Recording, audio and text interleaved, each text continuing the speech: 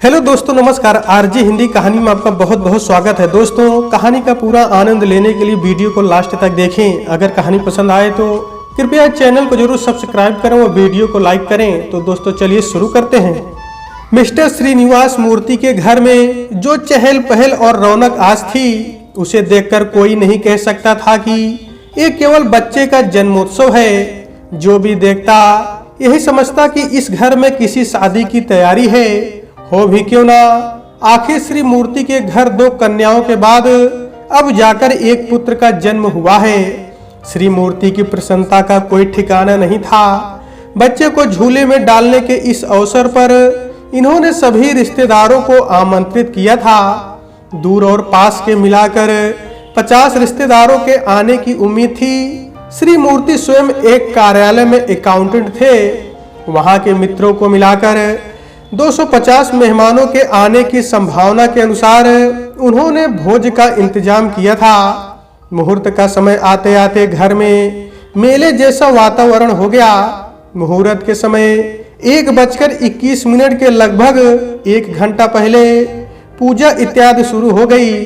ठीक समय पर शहनाई बज उठी और सभी ने बच्चे को आशीर्वाद दिया। आशीर्वाद के बाद सभी मेहमानों को भोजन कराकर विदा किया गया। श्रीनिवास मूर्ति के चेहरे से प्रसन्नता साफ झलक रही थी। स्थानीय रिश्तेदारों और मित्रों के जाने के पश्चात केवल नजदीकी रिश्तेदार ही घर में बचे हुए थे। दूसरे दिन रविवार था। प्रातः के समय सभी कॉफी के लिए एकत्रित होकर गपशप कर रहे थे कि श्री मूर्ति की बड़ी बेटी कनक बच्चे को लेकर वहां आई। बच्चे के आते ही सबका विषय बच्चा ही बन गया और सभी बच्चे के बारे में अपनी अपनी राय बताने लगे। तभी माँ ने बच्चे को गोद में लेते हुए कहा, आजा आजा बेटा, मेरा बेटा तो बड़ा होकर डॉक्टर इंजीनियर बनेगा और मेरे लिए एक खूबसूरत बहू लाएगा। बगल में बैठे खिलाड़ी चाचा से रहा ना गया, तुरंत बोल पड़े, अरे क्या रखा है डॉक्टर या इंजीनियर बनने में। देख लेना, बड़ा होकर अपने चाचा का बेटा निकलेगा और तेंदुलकर की तरह देश का नाम रोशन करेगा। फिल्मी हीरोइनें इसके आगे पीछे घूमेंगी। तभी सामने की पंक्ति में बैठे दादाजी, जो एक पुलिस ऑफिसर हैं, बोल उठे, अरे क्या लगा रखा है, ये सब बेकार के काम है। जो रुतबा एक आईपीएस ऑफिसर का होता है उसका कोई जवाब नहीं है। तुम लोग कुछ भी कहो, इसकी सेहत को देखकर मैं तो दावे के साथ कह सकता हूँ कि ये आईपीएस बनेगा। मेरा तो यही आशीर्वाद है। दादा की बात खत्म होते ही बगल में बैठे नाना जी, जो कि एक कवि थे, बोल उठे, भाई आप लोग कुछ भी कहो, इसके घुंघराले बालों को देखकर मैंने तो इसे महाकवि निराला बनने का आशीर्वाद दिया है। तभी पीछे से कन्नक की व्यंग और हंसी भरी आवाज आई। सब लोग अपनी अपनी कहे जा रहे हैं। इसके पिता से तो कोई पूछ ही नहीं रहा कि वे इसे क्या बनाना चाहते हैं। ये सुनते ही सबके चेहरों पर मुस्कान आ गई और तब पिताश्री ने कहा, मुझे सरकारी नौकरी में 15 वर्ष हो गए हैं। मैंने तो यही देखा कि चाहे डॉक्टर हो, चाहे इंजीनियर, उद्योगपति हो या आईपीएस, सभी की टांग आईएएस के नीचे दबी रहती है। हमारे देश में सत्ता का असली मालिक आईएएस होता है, इसलिए मैं तो इसे आईएएस बनाऊंगा। बच्चा अभी 3 महीने का भी नहीं हुआ था। एक रविवार पिता को प्यार आया और उसे दूध पिलाने बैठ गए। बच्चा जब बीच में सांस लेने को निप्पल बाहर निकाल देता तो उठते उठते, ना ना बेटा, दूध नहीं छोड़ना, तुम्हें तो आईएएस बनकर देश का नाम रोशन करना है। दूध पिलाने के बाद उन्होंने बच्चे को गोद में बिठाया और खेलते खेलते उससे बोले, बेटा बोलो ए। बच्चा शायद अच्छे मूड में था, बोला ए, और मूर्ति साहब खुश होकर फिर जोश में बोले, वेरी गुड बेटा। अच्छा फिर बोलो बी। संयोग से बच्चे के मुंह से निकला ई। प्यार में पापा को लगा कि बच्चा ए भी बोल रहा है। इतने खुश हो गए कि पूरे घर को इकट्ठा कर लिया और सबके सामने बच्चे से बोले, बंटी बेटे बोलो सी। बच्चे ने जरा से होंठ हिलाए और आवाज आई ही। सभी उपस्थित लोग प्रसन्न हो गए और तालियां मारते हुए फिर अपने अपने काम पर लग गए। श्री मूर्ति बेटे बंटी को खिलाते खिलाते थोड़ा थक गए थे, इसलिए बच्चे को पलंग पर लेटा दिया और खुद भी लेट गए। लेटे लेटे ना जाने कब बाप बेटे को नींद आ गई और श्री मूर्ति सपने में खो गए। सपने में उन्होंने देखा कि उनका बेटा बंटी आईएएस बनकर इसी शहर में आ गया है और वित्त मंत्रालय में है। एक दिन सुबह सुबह वो ड्राइंग रूम में बैठे हुए हैं, तभी कोई बोलता है, गुड मॉर्निंग मिस्टर श्रीनिवास। उन्होंने सर उठाकर देखा तो सामने उनके बॉस श्री रामकृष्ण मूर्ति खड़े थे। वे तुरंत उठे और बोले, गुड मॉर्निंग सर, आइए आइए बैठिए। अचानक कैसे आना हुआ? कनक, ओ कनक, जरा कॉफी तो लाना, देखो आरके साहब आए हैं। दोनों ने मिलकर कॉफी पी और तब फिर एक बार श्रीनिवास मूर्ति ने पूछा, कहिए सर कैसे आना हुआ है? बात ऐसी है मिस्टर श्रीनिवास की मेरे बेटे ने वित्त मंत्रालय में क्लर्क के लिए आवेदन दिया है और सिलेक्शन तुम्हारे बेटे बंटी के ही हाथ में है। इसलिए अगर तुम जरा बंटी से कह दो तो काम हो जाएगा, वरना तुम तो जानते हो आजकल कितना मुश्किल है। बात सुनकर श्रीनिवास मूर्ति सोचने लगे, ऑफिस में तो मुझको रोज रोज सताता है और अब मेरे बेटे का आईएएस होने का फायदा उठाना चाहता है, मगर मुंह से यही बोले कि क्या बात कर रहे हैं रामकृष्ण साहब, आपके बेटे के लिए मैं इतना भी नहीं करूंगा, आप समझिए कि आपका काम हो गया। श्री रामकृष्ण मूर्ति के जाने के बाद श्रीनिवास ने सपने में ही देखा कि अब ऑफिस में हर कोई उनको सलाम मार रहा है और उनका सम्मान बहुत बढ़ गया है। तभी किसी व्यवधान से उनकी आंख खुल गई, देखा तो बंटी ने पेशाब कर दिया है, जिससे उनके कपड़े गीले हो गए हैं। इसी तरह दिन बीतने लगे। श्री मूर्ति को जब भी समय मिलता वो इसी तरह बच्चे को कभी ABCD तो कभी जॉनी जॉनी यस पापा सुनाते रहते और उसे आईएएस बनने की घुट्टी पिलाते रहते। देखते देखते बच्चा 3 वर्ष का हो गया और स्कूल में दाखिले का समय आ गया। इस मामले में भी श्री मूर्ति पर बच्चे को आईएएस बनाने का सपना हावी रहा और उन्होंने अपनी हैसियत से ज्यादा महंगे और शहर के नामी कॉन्वेंट स्कूल में बच्चे का दाखिला करा दिया। लगभग 1 महीने की तनख्वाह उसके प्रवेश शुल्क में लग गई और इतना ही उसकी ड्रेस और किताबों इत्यादि में। नतीजा ये हुआ कि श्री मूर्ति का बैंक बैलेंस बिगड़ने लगा। यहाँ तक तो फिर भी ठीक था, लेकिन महत्वाकांक्षा में आदमी का विवेक किस तरह कम हो जाता है इसका पता उस समय लगा जब उन्होंने बच्चे को स्कूल बस के बजाय ऑटो रिक्शा में भेजना शुरू कर दिया। उस पर भी बच्चे को 5 रुपए रोज पॉकेट मनी के रूप में मिलने पर बच्चा नखरे वाला हो गया और इधर घर में होने वाली बचत 0 हो गई। बात 6ठी कक्षा की है। बच्चा एक दिन स्कूल से आ रहा था तो मोहल्ले में बच्चों को खेलता देख उसका भी मन कराया।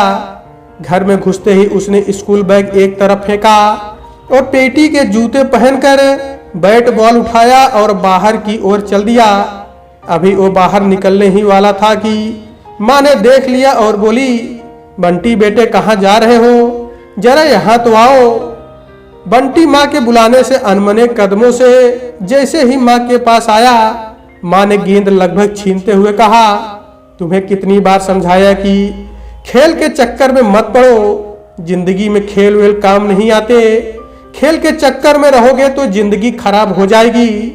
जैसे कि पापा के दोस्त आरके अंकल के बेटे की हुई है। याद है पापा ने क्या कहा था, तुम्हें पढ़ लिख कर आईएएस बनना है, इसलिए कक्षा में हमेशा फर्स्ट आना है। इसलिए एक खेल वेल छोड़ो, हाथ मुंह धो लो और पढ़ने बैठ जाओ।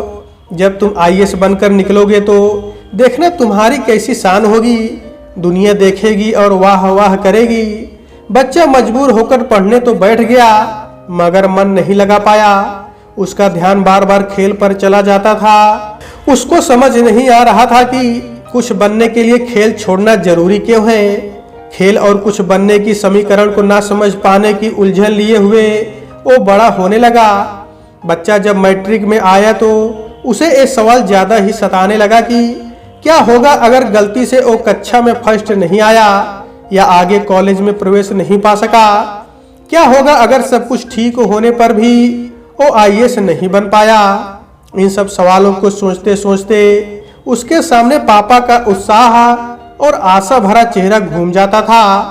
एक दिन जब उसकी बेचैनी ज्यादा ही बढ़ गई तो उसने हिम्मत करके माँ से पूछ ही लिया, मम्मी आप हमेशा कहती रहती है कि कुछ बनना है, कुछ बनना है, आखिर इस कुछ बनने का मतलब क्या है। माँ पहले तो ये सवाल सुनकर चौंकी, फिर उसकी समझ में आ गया कि बंटी अब बड़ा हो गया है, उसे इस तरह की जिज्ञासा होना स्वाभाविक ही है। तब माँ ने उसे अपने पास प्यार से बैठाया और समझाया, बेटा कुछ बनने का मतलब होता है एक ऐसा आदमी बनना, समाज में एक ऐसी हैसियत प्राप्त करना जिसके साथ रुतबा जुड़ा हो, जिससे हर आदमी का काम पड़ता हो, जिसके सामने ढेर सारा पैसा कमाने के मौके आते हो और हर आदमी जिसे सलाम मारता हो। वैसे तो नेता का रुतबा सबसे ज्यादा होता है, मगर नेतागिरी सबके बस की बात नहीं है, इसमें गंदगी और अस्थिरता भी बहुत है। लेकिन इसको छोड़कर और भी पहचाने हैं, जैसे आईएएस, आईपीएस, बड़ा व्यापारी, उद्योगपति इत्यादि। वास्तव में ये ही सबसे ज्यादा फायदे में रहते हैं। सत्ता में हिस्सेदारी करके मजे ये भी लूटते हैं, मगर केवल नेता बदनाम होता है। गर्जू जनता इनके चक्कर लगाती रहती है। गोटियां अगर सही बैठ जाए तो 7 पुश्तें तर जाती है। इनमें भी आईएएस सबसे अधिक शक्तिशाली होता है, इसलिए हम लोग तुम्हें आईएएस बनने को कहते हैं। माँ के इन शब्दों को सुनकर उस समय तो बच्चा संतुष्ट होकर बाहर चला गया, मगर आधे घंटे बाद ही वापस आकर फिर माँ से बोला, मम्मी दुनिया में इतने लोग हैं, उनमें से कितने लोग हैं जिनके पास आपकी बताई हुई पहचाने हैं। इनमें तो 1% लोग भी नहीं समा सकते। समाज में सभी कुछ न कुछ कर रहे हैं और बहुत तो अपने जीवन से संतुष्ट भी नजर आते हैं, उनकी समाज में इज्जत भी है। आखिर आईएएस आईपीएस नहीं बन पाने वालों की भी तो समाज में कुछ पहचान है। हर कोई उद्योगपति या बड़ा आदमी नहीं बन सकता, दूसरों की भी तो आवश्यकता होती है समाज चलाने के लिए। बच्चे की बात सुनकर माँ ने फिर समझाया, केवल 2 रोटी कमा लेने से ही आज के वक्त में जीवन की आवश्यकताएं पूरी नहीं होती। जब तुम थोड़ा बड़े हो जाओगे तो समझोगे कि एक जमाना था जब इज्जत से 2 समय की रोटी कमाने वाला समाज में एक अच्छा इंसान कहलाता था। लेकिन आज के समय में ऐसे इंसान को बेवकूफ का बच्चा कहते हैं लोग। आज समाज में इज्जत पाने के लिए हाथ में धन और बल दोनों की जरूरत पड़ती है। माँ की इन बातों को सुनकर बंटी ने भी कुछ बनकर दिखाने की ठान ली। थोड़े दिनों बाद बंटी की मैट्रिक की परीक्षाएं शुरू हो गई। सभी पेपर ठीक जा रहे थे। बंटी को इस बार जोश कुछ ज्यादा ही आ गया और गणित की परीक्षा से पहले देर रात तक पढ़ता रहा। कोशिश करता रहा कि हर प्रश्न का उत्तर अच्छी तरह से याद कर ले। सुबह 7 बजे से परीक्षा थी, इसलिए माँ ने 6 बजे ही बंटी को जगा दिया। नींद पूरी ना होने के कारण बंटी भारी सर लेकर परीक्षा देने चला गया। ऊपर से प्रश्न पत्र इस बार कुछ अलग ही था। पेपर देखकर बंटी को चक्कर आने लगा और बहुत मुश्किल से उल्टा सीधा करके खत्म किया। परीक्षा फल जब आया तो बंटी गणित में गोता लगा गया और फेल हो गया। परीक्षा फल आते ही घर में कोहराम मच गया। पिता श्री मूर्ति के गुस्से का तो कोई ठिकाना नहीं था। बिना कुछ सोचे समझे कई दिन तक बंटी को खरी खोटी सुनाते रहे। उनकी बातों से ऐसा लग रहा था कि उनके जीवन के सभी अरमान धूल में मिल गए थे। घर में यहाँ से बंटी की उपेक्षा का जो सिलसिला शुरू हुआ तो अगले वर्ष तक चलता रहा। अब बंटी को घर में हर बात पर झिड़की मिलने लगी। उसे पैसे की जरूरत के अनुसार मिलने बंद हो गए। नतीजा यह हुआ कि बंटी गलत संगत में पड़ गया। उसका हुलिया भी बदलने लगा और वो अक्सर देर से घर आने लगा। एक दिन जब बंटी देर से घर आया तो पिता से ना रहा गया। बेटे को रोक कर पूछा, बंटी मैं देख रहा हूँ तुम रोज घर देर से आते हो, कपड़ों वगैरह का भी ख्याल नहीं रखते, आखिर इतनी देर तक कहाँ रहते हो। पहले तो बंटी ने कुछ जवाब नहीं दिया, मगर पिता ने जब दोबारा पूछा तो बंटी बोला, दम मारो दम मिट जाए गम। ये जवाब सुनते ही पिता की हालत ऐसी हो गई कि काटो तो खून नहीं।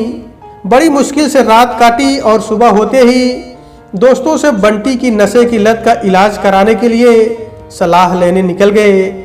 बंटी को नशे की लत लग जाने से पूरे परिवार में तनाव व्याप्त हो गया। सभी को अब यही चिंता रहती थी कि उसके भविष्य का क्या होगा, वो ठीक हो पाएगा या नहीं। पिता श्री मूर्ति ने डॉक्टर से बात की तो डॉक्टर ने बताया सौभाग्य से अभी हालत ज्यादा खराब नहीं हुई है। इसके बाद श्री मूर्ति ने बंटी को हॉस्पिटल में एडमिट करा दिया ताकि उसका इलाज निर्विघ्न हो सके। उसकी पढ़ाई का पैसा अब उसके इलाज में खर्च होने लगा। अब पिता का व्यवहार भी काफी मृदु हो गया और साथ में बहनों और माँ के स्नेह से बंटी का खोया आत्मविश्वास वापस आने लगा। लगभग 4 महीने बाद बंटी पूर्ण स्वस्थ होकर घर वापस आ गया। बंटी के पिता ने उसके ठीक होने पर राहत की सांस ली और फिर अपने कार्यालय नियमित रूप से जाना शुरू कर दिया। 2-3 दिन तक उन्होंने बंटी को देखा, फिर एक दिन अकेले में बुलाकर समझाया, देखो बंटी, हम मध्यम वर्ग के लोग हैं, हमारी उन्नति का साधन शिक्षा ही है, इसीलिए मैंने शिक्षा पर जोर दिया था। फिर भी यदि तुम ना चाहो तो मत पढ़ो, कोई व्यावसायिक शिक्षा ले लो और छोटा मोटा रोजगार करके हो सके तो थोड़ा कमाने पर ध्यान दो। मेरे पास इतना पैसा नहीं है कि तुम्हें आजीवन सहारा दे सकूं, और फिर मुझे तुम्हारी बहनों की शादी भी करनी है। मैं अब इस बात पर जोर नहीं दूंगा कि तुम आईएएस बनो, मगर जीवन यापन के लिए कुछ तो करना ही पड़ेगा। इसलिए एक अच्छे इंसान बनकर अपना सहारा खुद बन जाओ तो मैं संतुष्ट हो जाऊंगा। पिता के स्नेहमयी शब्दों को सुनकर बंटी के दिमाग से तनाव के बादल एकदम से छट गए और दूसरे ही दिन उसने पिता से कहा, पिताजी, जो हो गया उसे भूल जाइए, आगे के लिए आप मेरी तरफ से निश्चिंत हो जाएं, कोई समस्या खड़ी नहीं होगी। इसके बाद बंटी ने प्राइवेट परीक्षा देकर विषय परिवर्तन कर मैट्रिक और इंटर दोनों परीक्षाएं पास कर ली। इंटर में तो उसके इतने अच्छे नंबर आए कि बीए में उसे स्कॉलरशिप भी मिल गई। अब वो आंशिक रूप से पैसों के मामले में आत्मनिर्भर हो गया। बीए में उसने 2 ट्यूशन भी करने शुरू कर दिए और पिता से कहा, इसके आगे अब मैं आपसे 1 पैसा भी नहीं लूंगा, आप पूरा ध्यान बहनों की शादी पर दें। इतिहास में एमए करने के पश्चात बंटी ने एक इंटर कॉलेज में अध्यापन कार्य शुरू कर दिया और साथ में पीएचडी भी करने के लिए प्रवेश ले लिया। 4 वर्षों तक शोध कार्य कर बंटी ने डॉक्टर की डिग्री प्राप्त कर ली और अपनी एक जूनियर छात्रा से विवाह करके डॉक्टर बालचंद्र मूर्ति बनकर आराम से जीवन बिताने लगा।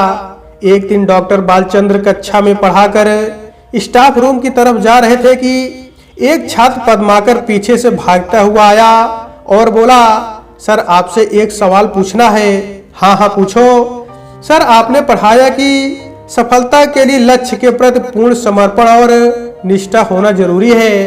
सर मोहम्मद गोरी और सिकंदर दोनों में ही ये बात थी और दोनों ही सफल सेनानी थे, फिर मोहम्मद गोरी का नाम इतिहास में उतने आदर से क्यों नहीं लिया जाता है जितना कि सिकंदर का। पद्माकर वैसे तो एक औसत विद्यार्थी था, परंतु उसके इस प्रश्न ने डॉक्टर बालचंद्र को बहुत प्रभावित किया। वो उसे अपने साथ स्टाफ रूम में ले गए और समझाया, बेटा लक्ष्य प्राप्त करने से ही कोई महान नहीं कहलाता है, महानता की कुंजी होती है शक्ति प्राप्त करने के पश्चात उसका उपयोग। कर्ण तीरंदाजी में अर्जुन से किसी प्रकार कम नहीं था, परंतु ज्ञान का प्रयोग जिस उद्देश्य के लिए कर्ण ने किया वो अर्जुन के उद्देश्य के सामने तुच्छ था। इसी प्रकार युद्ध जीतने के पश्चात जो व्यवहार गोरी ने पृथ्वीराज चौहान के साथ किया और जो सिकंदर ने पोरस के साथ किया, उसमें वही अंतर था जो दानवता और मानवता में है। इसीलिए सिकंदर को ग्रेट कहते हैं, मोहम्मद गोरी को नहीं। इस घटना के लगभग 5 वर्ष बाद की बात है। एक सुबह डॉक्टर बालचंद्र घर के बाहर धूप सेक रहे थे, तभी एक गठीले युवक ने आकर उनके पैर छुए और पूछा, सर पहचाना आपने? बात ज्यादा पुरानी नहीं थी, इसलिए डॉक्टर साहब ने उसे पहचान कर कहा, आओ आओ पद्माकर, सुबह सुबह अच्छा सरप्राइज दिए हो, कहो कैसे आना हुआ? सर मेरा आईपीएस में सिलेक्शन हो गया है और ट्रेनिंग लेकर अब अपनी पोस्टिंग ज्वाइन करने जा रहा हूँ। आगे की सफलता के लिए आपका आशीर्वाद लेने आया हूँ। डॉक्टर साहब बहुत प्रसन्न हुए और आशीर्वाद देते हुए बोले, मेरी शिक्षा ही मेरा सबसे बड़ा आशीर्वाद है, उसे याद रखना। बात इसके लगभग 25 वर्ष बाद की है। डॉक्टर बालचंद के पिता का देहांत हो चुका था। एक दिन वो टीवी पर समाचार देख रहे थे तो राष्ट्रपति पदक विजेताओं की झलकियां भी दिखाई जा रही थी। तभी राष्ट्रपति के सहायक ने अगले विजेता का नाम पढ़ा, श्री पद्माकर रेड्डी, महानिदेशक सीबीआई, जिन्होंने अपनी जांच से उच्च पदों पर व्याप्त भ्रष्टाचार का पर्दाफाश किया और देश को 5,000 करोड़ रुपए की हानि से बचाया। समाचारों के बाद पदक विजेताओं से साक्षात्कार का कार्यक्रम था, जिसमें पद्माकर से जब एक पत्रकार ने पूछा, आप अपनी सफलता का श्रेय किसे देते हैं, तो पद्माकर ने उत्तर दिया, मेरी सफलता का पूरा श्रेय मेरे आदर्श एवं मेरे शिक्षक डॉक्टर बालचंद मूर्ति को जाता है, जिन्होंने मुझे लक्ष्य पहचानना और प्राप्त करना सिखाया। सुनते ही डॉक्टर साहब की आंखों में आंसू आ गए और मुंह से निकला, काश आज पिताजी जिंदा होते। तो दोस्तों, आज के वीडियो में बस इतना ही। कहानी आपको कैसी लगी कमेंट बॉक्स में जरूर बताइएगा। अगर कहानी पसंद आई है तो कृपया चैनल को जरूर सब्सक्राइब करें और वीडियो को लाइक करें। तो दोस्तों, आपसे मिलते हैं फिर अगले वीडियो में, तब तक के लिए नमस्कार।